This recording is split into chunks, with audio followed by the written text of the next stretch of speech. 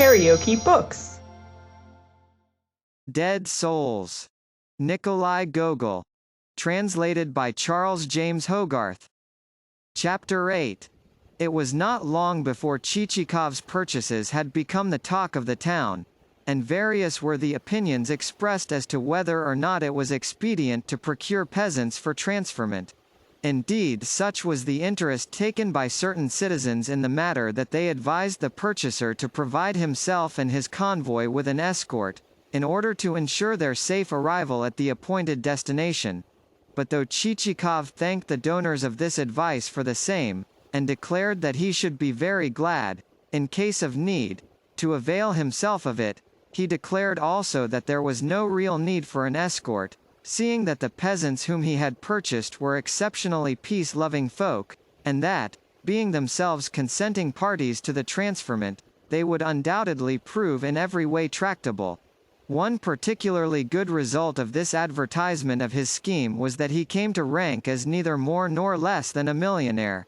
Consequently, much as the inhabitants had liked our hero in the first instance, as seen in Chapter 1, they now liked him more than ever. As a matter of fact, they were citizens of an exceptionally quiet, good-natured, easy-going disposition, and some of them were even well educated. For instance, the president of the local council could recite the whole of Zhukovsky's Ludmilla by heart, and give such an impressive rendering of the passage, "The pine forest was asleep and the valley at rest," as well as of the exclamation, "Phew!"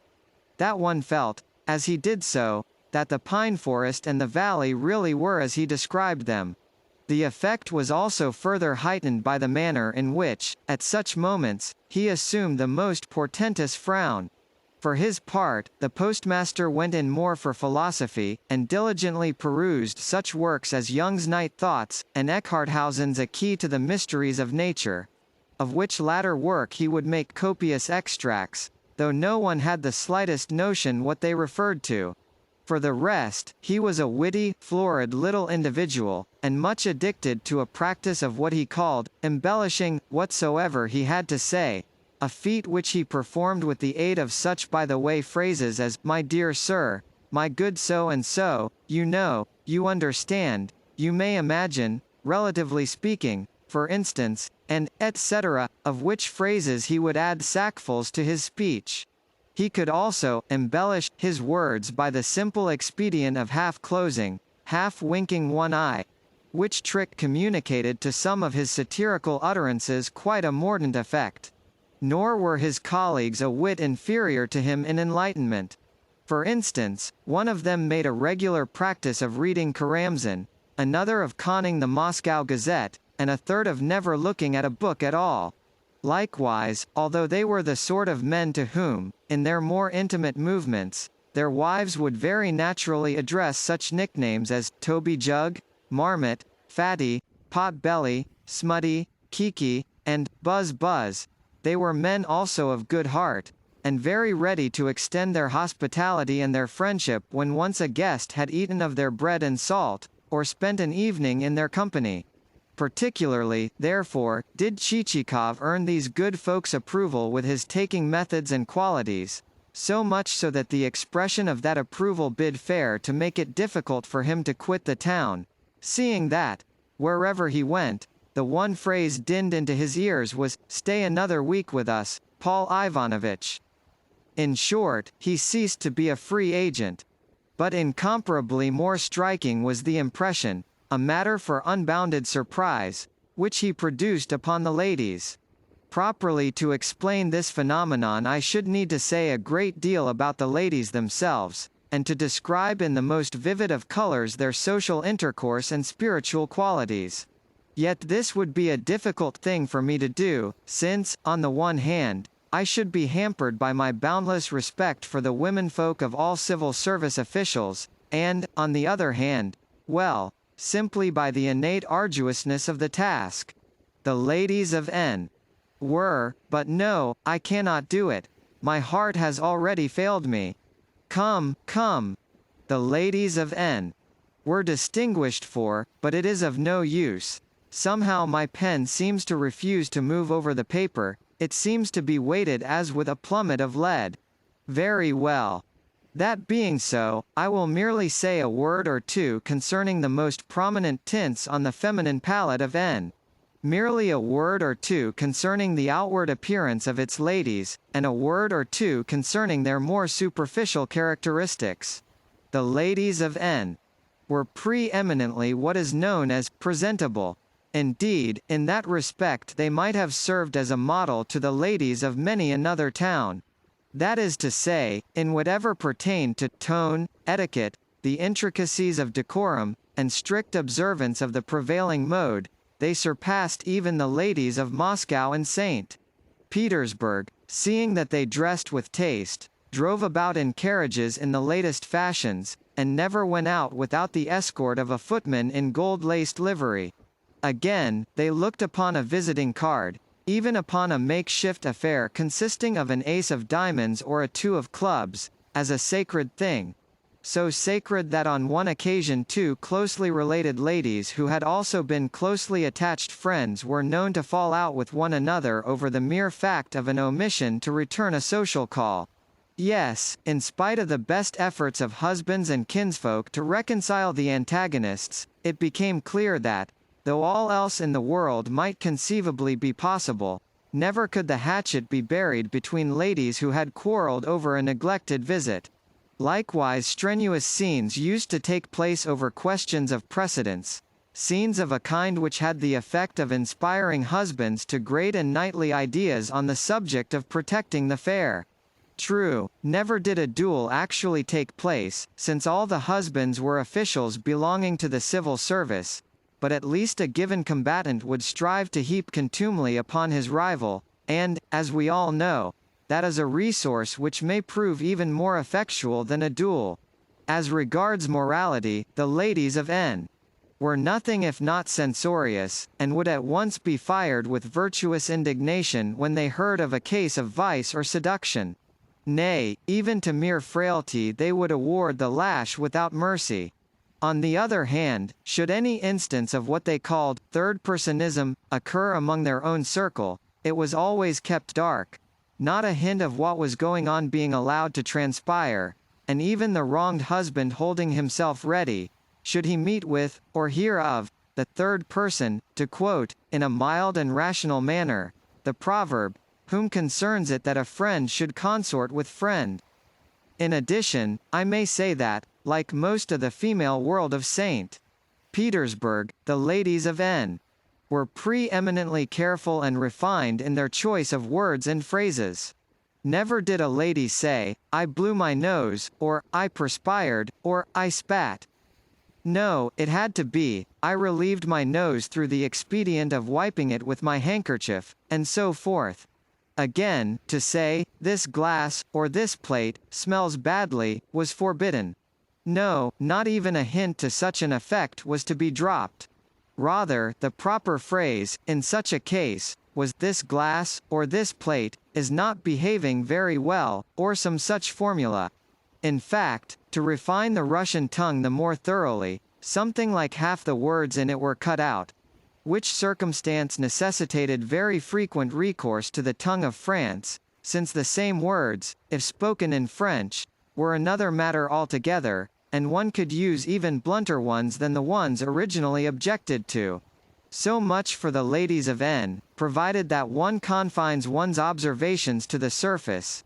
Yet hardly need it be said that, should one penetrate deeper than that, a great deal more would come to light. At the same time, it is never a very safe proceeding to peer deeply into the hearts of ladies.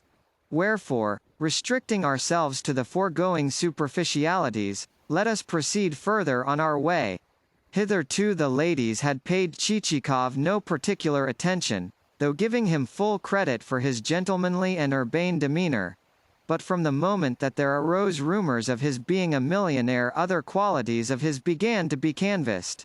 Nevertheless, not all the ladies were governed by interested motives, since it is due to the term millionaire, rather than to the character of the person who bears it, that the mere sound of the word exercises upon rascals, upon decent folk, and upon folk who are neither the one nor the other, an undeniable influence. A millionaire suffers from the disadvantage of everywhere having to behold meanness, including the sort of meanness which, though not actually based upon calculations of self-interest, yet runs after the wealthy man with smiles, and doffs his hat, and begs for invitations to houses where the millionaire is known to be going to dine. That a similar inclination to meanness seized upon the ladies of N. goes without saying, with the result that many a drawing-room heard it whispered that, if Chichikov was not exactly a beauty, at least he was sufficiently good-looking to serve for a husband, though he could have borne to have been a little more rotund and stout. To that there would be added scornful references to lean husbands, and hints that they resembled toothbrushes rather than men, with many other feminine additions. Also, such crowds of feminine shoppers began to repair to the bazaar as almost to constitute a crush, and something like a procession of carriages ensued, so long grew the rank of vehicles. For their part, the tradesmen had the joy of seeing highly priced dress materials which they had brought at fairs, and then been unable to dispose of, now suddenly become tradable, and go off with a rush. For instance, on one occasion a lady appeared at Mass in a bustle which filled the church to an extent which led the verger on duty to bid the commoner folk withdraw to the porch, lest the lady's toilet should be soiled in the crush. Even Chichikov could not help privately remarking the attention which he aroused. On one occasion, when he returned to the inn, he found on his table a note addressed to himself. Whence it had come, and who had delivered it, he failed to discover, for the waiter declared that the person who had brought it had omitted to leave the name of the writer. Beginning abruptly with the words, "I must write to you," the letter went on to say that between a certain pair of souls there existed a bond of sympathy, and this verity the epistle further confirmed with rows of full stops to the extent of nearly half a page. Next there followed a few reflections of a correctitude so remarkable that I have no choice but to quote them. "What, I would ask, is this life of ours?" inquired the writer. "'Tis naught but a veil of woe." "And what, I would ask, is the world?" "'Tis naught but a mob of unthinking humanity."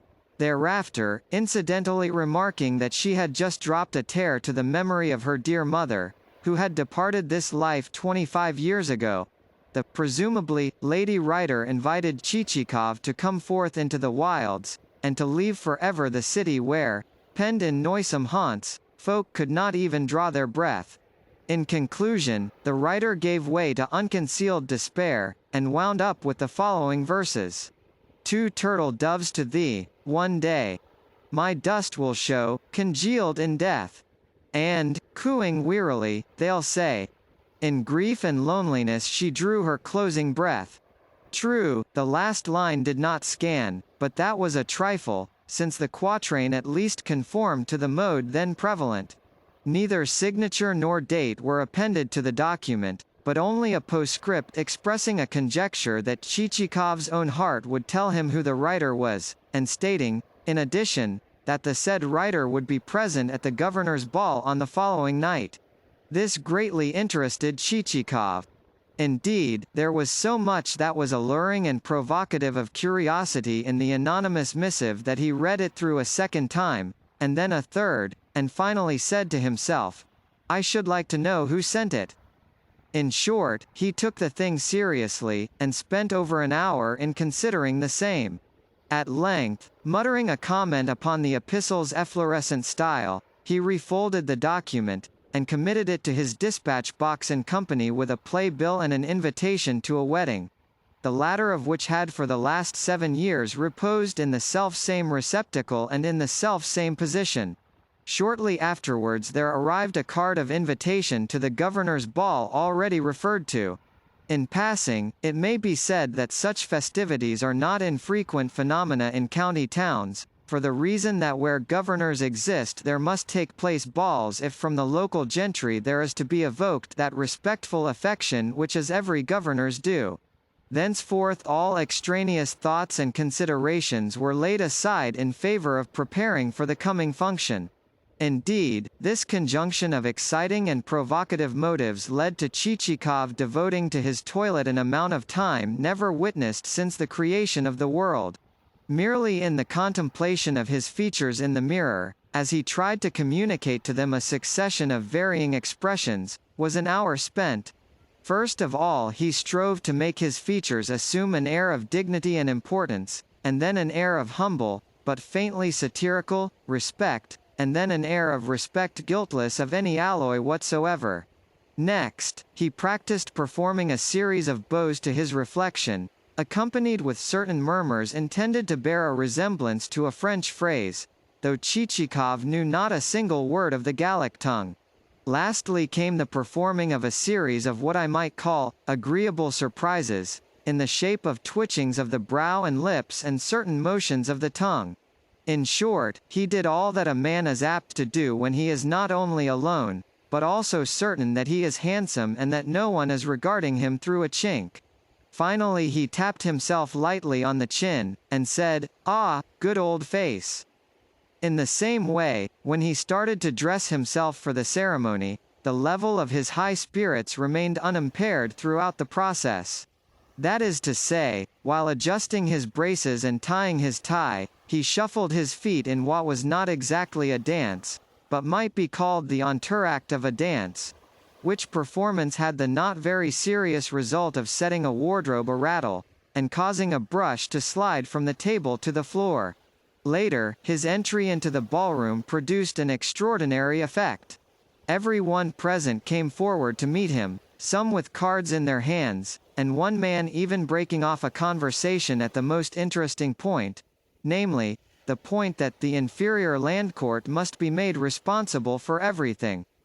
Yes, in spite of the responsibility of the inferior land court, the speaker cast all thoughts of it to the winds as he hurried to greet our hero. From every side resounded acclamations of welcome, and Chichikov felt himself engulfed in a sea of embraces.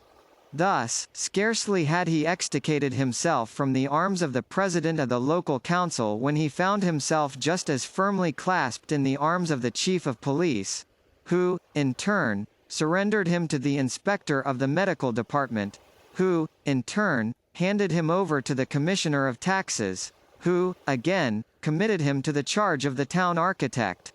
Even the governor, who hitherto had been standing among his womenfolk with a box of sweets in one hand and a lapdog in the other, now threw down both sweets and lapdog, the lapdog giving vent to a yelp as he did so, and added his greeting to those of the rest of the company. Indeed, not a face was there to be seen on which ecstatic delight, or, at all events, the reflection of other people's ecstatic delight, was not painted.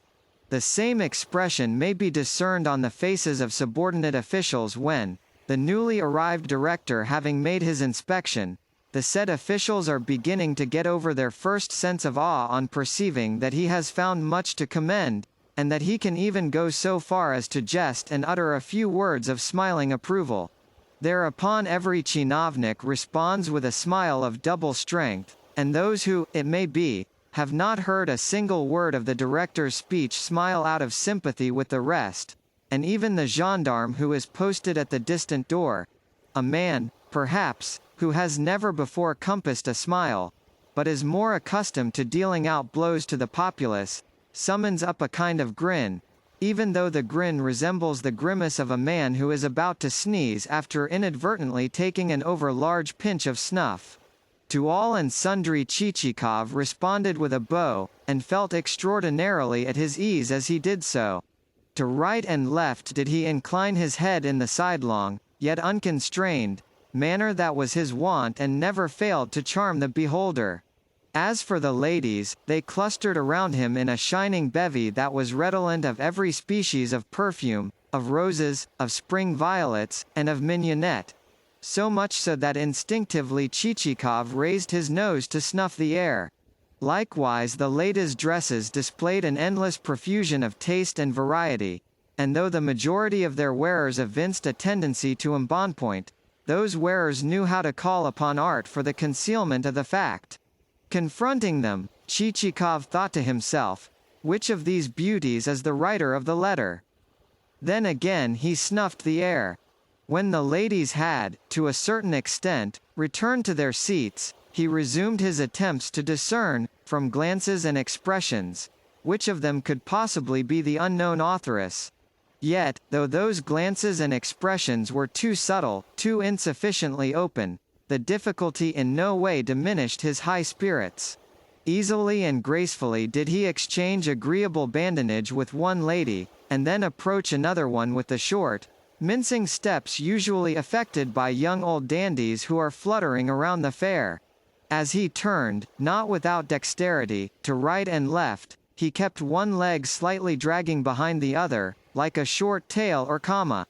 This trick the ladies particularly admired. In short, they not only discovered in him a host of recommendations and attractions, but also began to see in his face a sort of grand, Mars-like, military expression, a thing which, as we know, never fails to please the feminine eye. Certain of the ladies even took to bickering over him, and, on perceiving that he spent most of his time standing near the door, some of their number hastened to occupy chairs nearer to his post of vantage. In fact, when a certain dame chanced to have the good fortune to anticipate a hated rival in the race, there very nearly ensued a most lamentable scene, which, to many of those who had been desirous of doing exactly the same thing, seemed a peculiarly horrible instance of brazen-faced audacity. So deeply did Chichikov become plunged in conversation with his fair pursuers, or rather, so deeply did those fair pursuers enmesh him in the toils of small talk, which they accomplished through the expedient of asking him endless subtle riddles which brought the sweat to his brow in his attempts to guess them, that he forgot the claims of courtesy which required him first of all to greet his hostess. In fact, he remembered those claims only on hearing the governor's wife herself addressing him. She had been standing before him for several minutes, and now greeted him with suave expressement and the words, "So here you are, Paul Ivanovitch." But what she said next I am not in a position to report, for she spoke in the ultra-refined tone and vein wherein ladies and gentlemen customarily express themselves in high-class novels which have been written by experts more qualified than I am to describe salons, and able to boast of some acquaintance with good society. In effect, what the governor's wife said was that she hoped, she greatly hoped, that Monsieur Chichikov's heart still contained a corner, even the smallest possible corner, for those whom he had so cruelly forgotten. Upon that Chichikov turned to her, and was on the point of returning a reply at least no worse than that which would have been returned, under similar circumstances, by the hero of a fashionable novelette, when he stopped short, as though thunderstruck.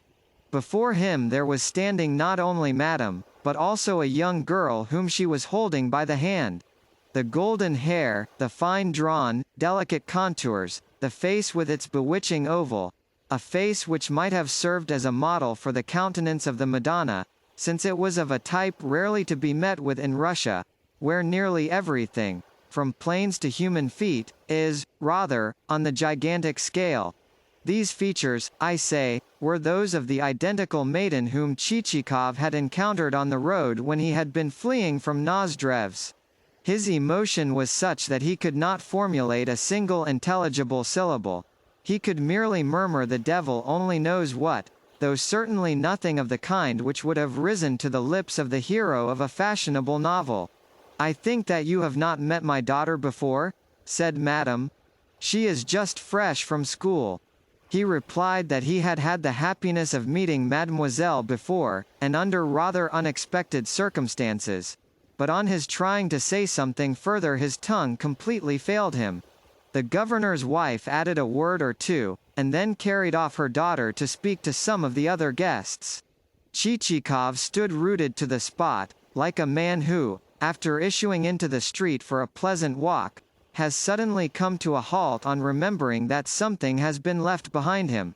In a moment, as he struggles to recall what that something is, the mien of careless expectancy disappears from his face, and he no longer sees a single person or a single object in his vicinity. In the same way did Chichikov suddenly become oblivious to the scene around him. Yet all the while the melodious tongues of ladies were plying him with multitudinous hints and questions inspired with a desire to captivate. Might we poor cumberers of the ground make so bold as to ask you what you are thinking of? Pray tell us where lie the happy regions in which your thoughts are wandering. Might we be informed of the name of her who has plunged you into this sweet abandonment of meditation? Such were the phrases thrown at him.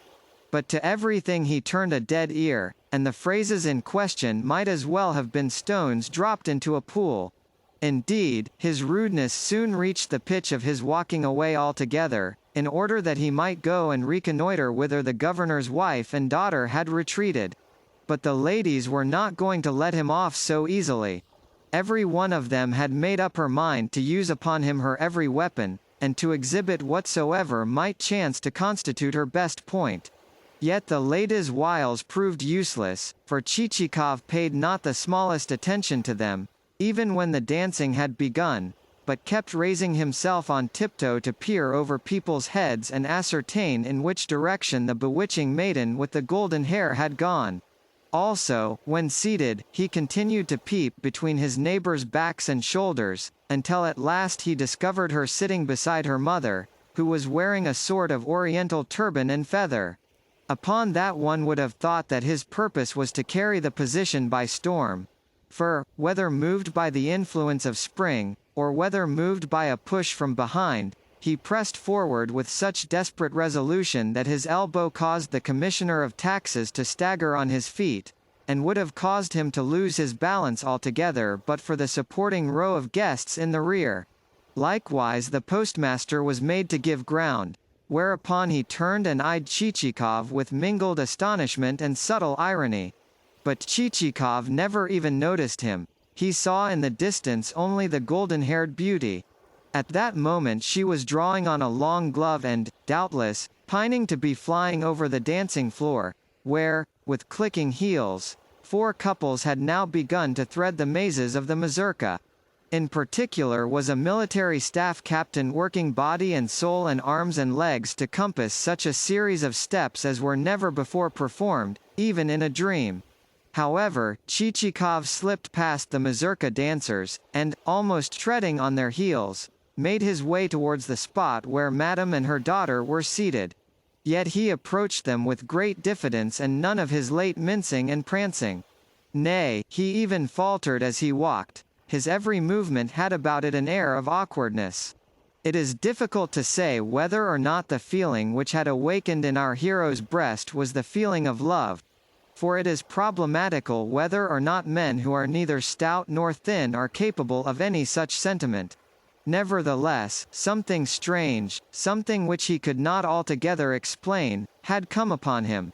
It seemed as though the ball, with its talk and its clatter, had suddenly become a thing remote, that the orchestra had withdrawn behind a hill, and the scene grown misty, like the carelessly painted-in background of a picture. And from that misty void there could be seen glimmering only the delicate outlines of the bewitching maiden. Somehow her exquisite shape reminded him of an ivory toy, in such fair, white, transparent relief did it stand out against the dull blur of the surrounding throng. Herein we see a phenomenon not infrequently observed, the phenomenon of the Chichikovs of this world becoming temporarily poets. At all events, for a moment or two our Chichikov felt that he was a young man again, if not exactly a military officer. On perceiving an empty chair beside the mother and daughter, he hastened to occupy it, and though conversation at first hung fire, things gradually improved, and he acquired more confidence. At this point I must reluctantly deviate to say that men of weight and high office are always a trifle ponderous when conversing with ladies. Young lieutenants, or, at all events, officers not above the rank of captain, are far more successful at the game. How they contrive to be so God only knows. Let them but make the most inane of remarks, and at once the maiden by their side will be rocking with laughter. Whereas, should a state councillor enter into conversation with a damsel, and remark that the Russian Empire is one of vast extent, or utter a compliment which he has elaborated not without a certain measure of intelligence, however strongly the said compliment may smack of a book, of a surety the thing will fall flat. Even a witticism from him will be laughed at far more by him himself than it will by the lady who may happen to be listening to his remarks. These comments I have interposed for the purpose of explaining to the reader why, as our hero conversed, the maiden began to yawn. Blind to this, however, he continued to relate to her sundry adventures which had befallen him in different parts of the world. Meanwhile, as need hardly be said, the rest of the ladies had taken umbrage at his behavior. One of them purposely stalked past him to intimate to him the fact, as well as to jostle the governor's daughter, and let the flying end of a scarf flick her face, while from a lady seated behind the pair came both a whiff of violets and a very venomous and sarcastic remark. Nevertheless, either he did not hear the remark or he pretended not to hear it. This was unwise of him, since it never does to disregard ladies' opinions. Later but too late, he was destined to learn this to his cost. In short, dissatisfaction began to display itself on every feminine face. No matter how high Chichikov might stand in society, and no matter how much he might be a millionaire and include in his expression of countenance an indefinable element of grandness and martial ardor, there are certain things which no lady will pardon, whosoever be the person concerned. We know that at governors' balls it is customary for the onlookers to compose verses at the expense of the dancers, and in this case the verses were directed to Chichikov's address.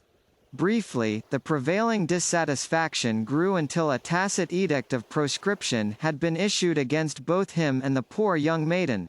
But an even more unpleasant surprise was in store for our hero, for whilst the young lady was still yawning as Chichikov recounted to her certain of his past adventures and also touched lightly upon the subject of Greek philosophy, there appeared from an adjoining room the figure of Nozdrev. Whether he had come from the buffet, or whether he had issued from a little green retreat where a game more strenuous than whist had been in progress, or whether he had left the latter resort unaided, or whether he had been expelled therefrom, is unknown. But at all events when he entered the ballroom, he was in an elevated condition, and leading by the arm the public prosecutor, whom he seemed to have been dragging about for a long while past, seeing that the poor man was glancing from side to side as though seeking a means of putting an end to this personally conducted tour. Certainly he must have found the situation almost unbearable, in view of the fact that, after deriving inspiration from 2 glasses of tea not wholly undiluted with rum, Nozdrev was engaged in lying unmercifully. On sighting him in the distance, Chichikov at once decided to sacrifice himself. That is to say, he decided to vacate his present enviable position and make off with all possible speed, since he could see that an encounter with the newcomer would do him no good. Unfortunately at that moment the governor buttonholed him with a request that he would come and act as arbiter between him, the governor, and 2 ladies. The subject of dispute being the question as to whether or not woman's love is lasting. Simultaneously Nozdrev descried our hero and bore down upon him. "Ah, my fine landowner of Kherson," he cried with a smile which set his fresh, spring rose-pink cheeks a-quiver. "Have you been doing much trade in departed souls lately?" With that he turned to the governor. "I suppose your excellency knows that this man traffics in dead peasants?" he bawled. "Look here, Chichikov. I tell you in the most friendly way possible that everyone here likes you. Yes, including even the governor. Nevertheless, had I my way, I would hang you. Yes, by God I would." Chichikov's discomfiture was complete. "And, would you believe it, your excellency," went on Nozdrev, "but this fellow actually said to me, 'Sell me your dead souls.' Why, I laughed till I nearly became as dead as the souls. And, behold, no sooner do I arrive here than I am told that he has bought 3 million rubles worth of peasants for transferment.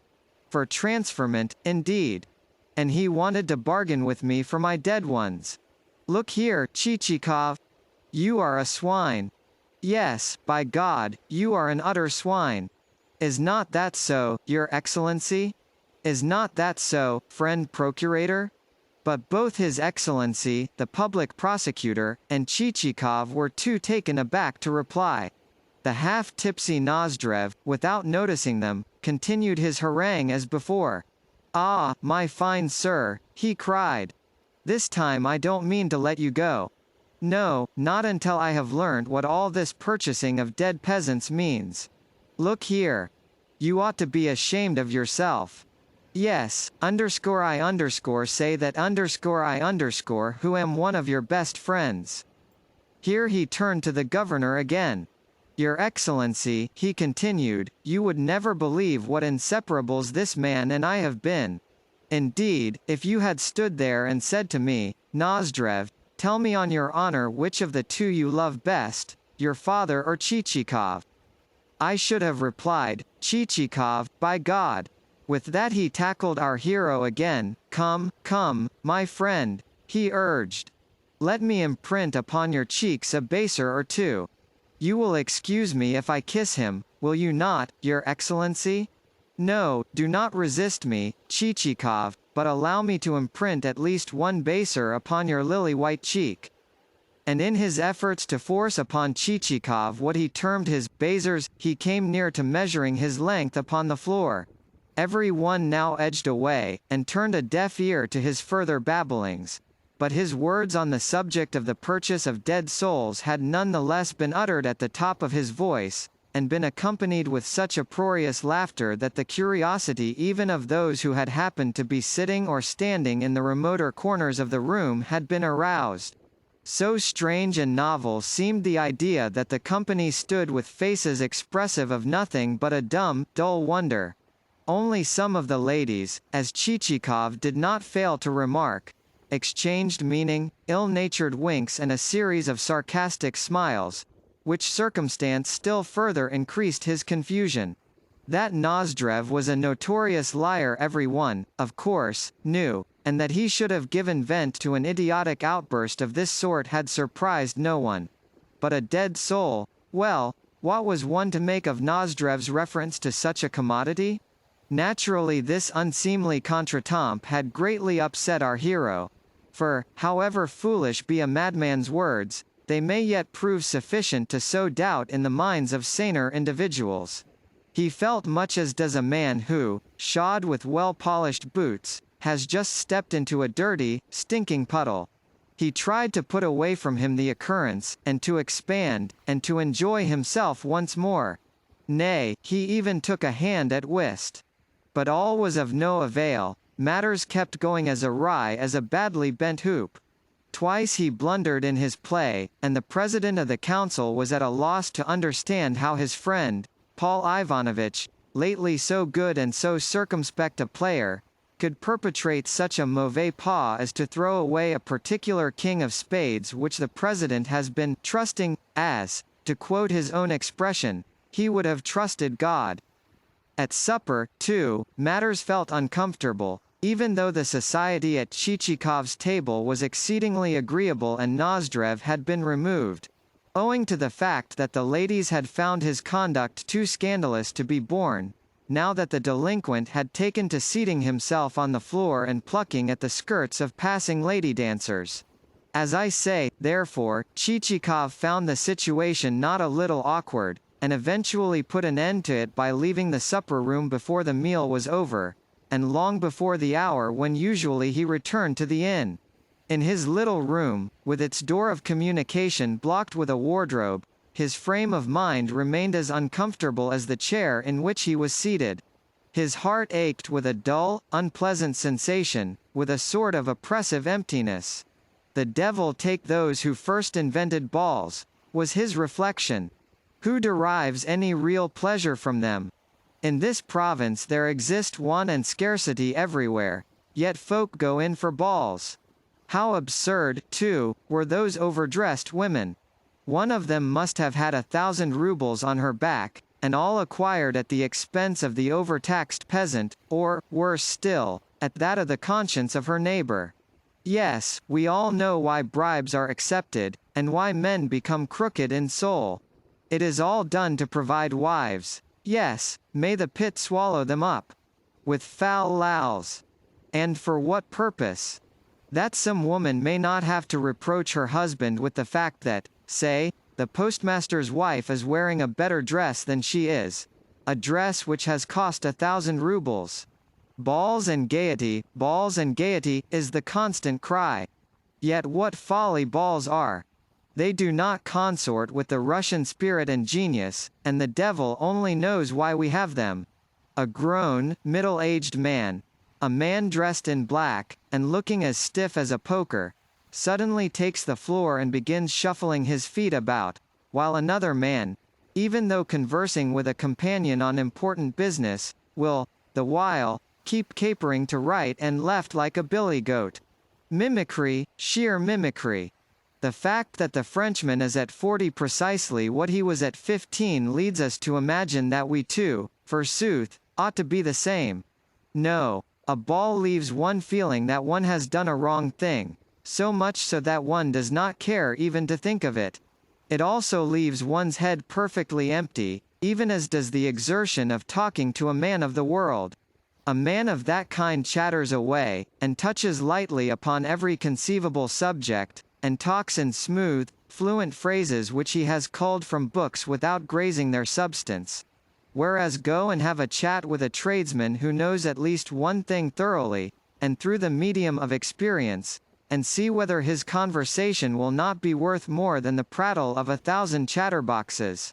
For what good does one get out of balls? Suppose that a competent writer were to describe such a scene exactly as it stands? Why, even in a book it would seem senseless, even as it certainly is in life. Are, therefore, such functions right or wrong? One would answer that the devil alone knows, and then spit and close the book. Such were the unfavorable comments which Chichikov passed upon balls in general. With it all, however, there went a second source of dissatisfaction. That is to say, his principal grudge was not so much against balls as against the fact that at this particular one he had been exposed. He had been made to disclose the circumstance that he had been playing a strange, an ambiguous part. Of course, when he reviewed the contretemps in the light of pure reason, he could not but see that it mattered nothing, and that a few rude words were of no account now that the chief point had been attained. Yet man is an odd creature, and Chichikov actually felt pained by the cold-shouldering administered to him by persons for whom he had not an atom of respect, and whose vanity and love of display he had only that moment been censuring. Still more, on viewing the matter clearly, he felt vexed to think that he himself had been so largely the cause of the catastrophe. Yet he was not angry with himself, of that you may be sure, seeing that all of us have a slight weakness for sparing our own faults, and always do our best to find some fellow creature upon whom to vent our displeasure, whether that fellow creature be a servant, a subordinate official, or a wife. In the same way Chichikov sought a scapegoat upon whose shoulders he could lay the blame for all that had annoyed him. He found one in Nozdrev, and you may be sure that the scapegoat in question received a good drubbing from every side, even as an experienced captain or chief of police will give a knavish starosta or postboy a rating not only in the terms become classical, but also in such terms as the said captain or chief of police may invent for himself. In short, Nozdrev's whole lineage was passed in review, and many of its members in the ascending line fared badly in the process. Meanwhile, at the other end of the town there was in progress an event which was destined to augment still further the unpleasantness of our hero's position. That is to say, through the outlying streets and alleys of the town there was clattering a vehicle to which it would be difficult precisely to assign a name, seeing that, though it was of a species peculiar to itself, it most nearly resembled a large, rickety watermelon on wheels. Eventually this monstrosity drew up at the gates of a house where the archpriest of one of the churches resided, and from its doors there leapt a damsel clad in a jerkin and wearing a scarf over her head. For a while she thumped the gates so vigorously as to set all the dogs barking, then the gates stiffly opened, and admitted this unwieldy phenomenon of the road. Lastly, the Barinya herself alighted, and stood revealed as Madame Korobotchka, widow of a collegiate secretary. The reason of her sudden arrival was that she had felt so uneasy about the possible outcome of Chichikov's whim, that during the 3 nights following his departure she had been unable to sleep a wink. Whereafter, in spite of the fact that her horses were not shod, she had set off for the town, in order to learn at first hand how the dead souls were faring, and whether, which might God forfend, she had not sold them at something like 1/3 of their true value. The consequences of her venture the reader will learn from a conversation between 2 ladies. We will reserve it for the ensuing chapter. Karaoke Books.